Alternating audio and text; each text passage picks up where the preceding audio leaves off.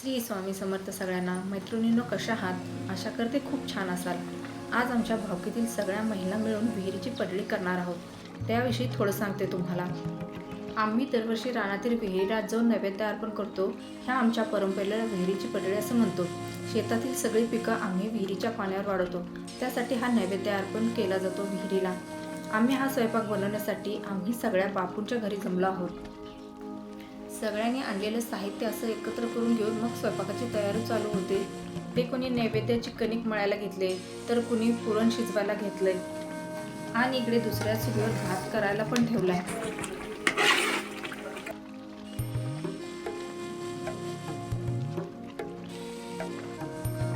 इकडे विहिरीत सोडायला जे दिवे लागतात ते बनवून घ्यायची तयारी पण चालली. तयार झालेले दिवे आता उकडण्यासाठी असं भाताच्या गरम भांड्यावर ठेवले जातात. भाताच्या वाफेवर दिवे छान उकडले जातात. इकडे मी जादाच्या पोळ्या बनवण्यासाठी कणिक मिळवून घेते. बाकी इकडे कुणी मसाला भाजायचं काम करतंय, तर कुणी मसाला बारीक करायचं. इकडे आता पोळ्यासाठी लागणारं पुरण वाटून पण घ्यायचं चाललेलं आहे.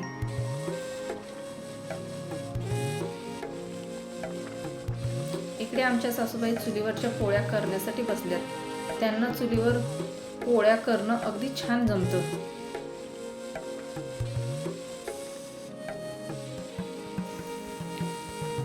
आणि इकडे आता कटाच्या आमटीची फोडणी पण करायची चाललेली आहे.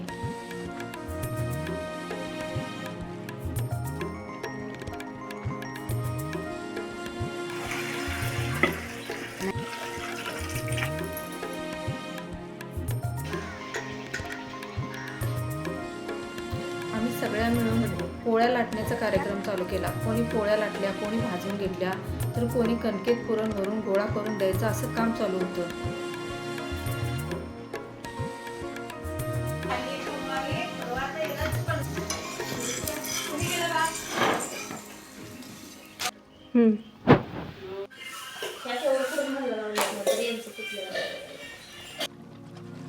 सकाळपासूनच्या कामाच्या गडबडीनंतर थोडा ब्रेक घेऊन सगळ्यांनी चहा घेतला आणि छोट्यांसोबत थोडी दंगामस्ती केली.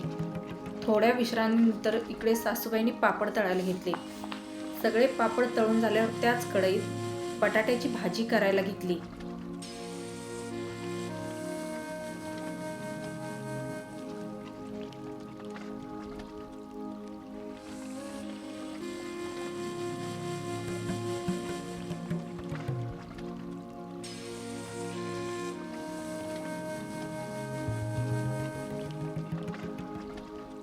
गोड नैवेद्याबरोबर नॉनव्हेजचाही नैवेद्य देवाला दाखवला जातो. त्याचीच तयारी चालू आहे. इकडे सुक्का आणि रस्सा करण्याची तयारी चालू आहे.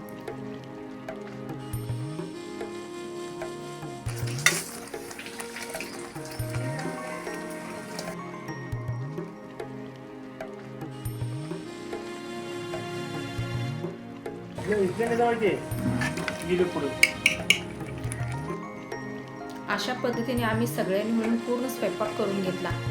आता नैवेद्याची परडी भरायची तयारी चालू आहे. सगळे पदार्थ परडीत भरून घेत आहेत.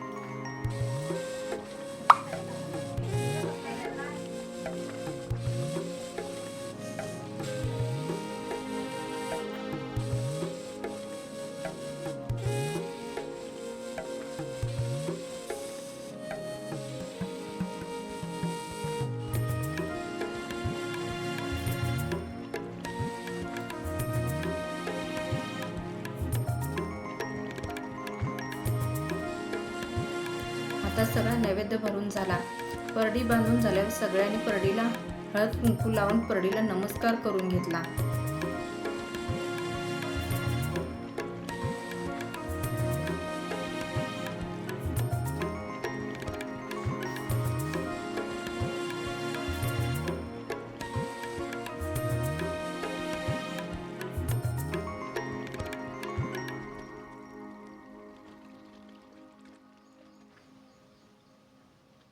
आता ही सगळी भरलेल्या नैवेद्याची पडळी डोक्यावर घेऊन रानात जातात.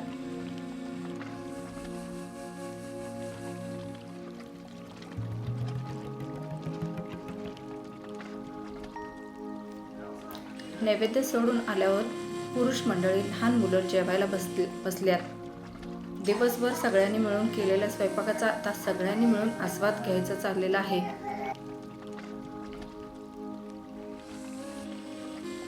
गावाकडची आमची ही परंपरा तुम्हाला आवडेल अशी आशा करते. तुमच्याकडे अशी पडळी करतात का? कमेंटमध्ये नक्की सांगा आणि व्हिडिओला लाईक, शेअर आणि सबस्क्राईब करा.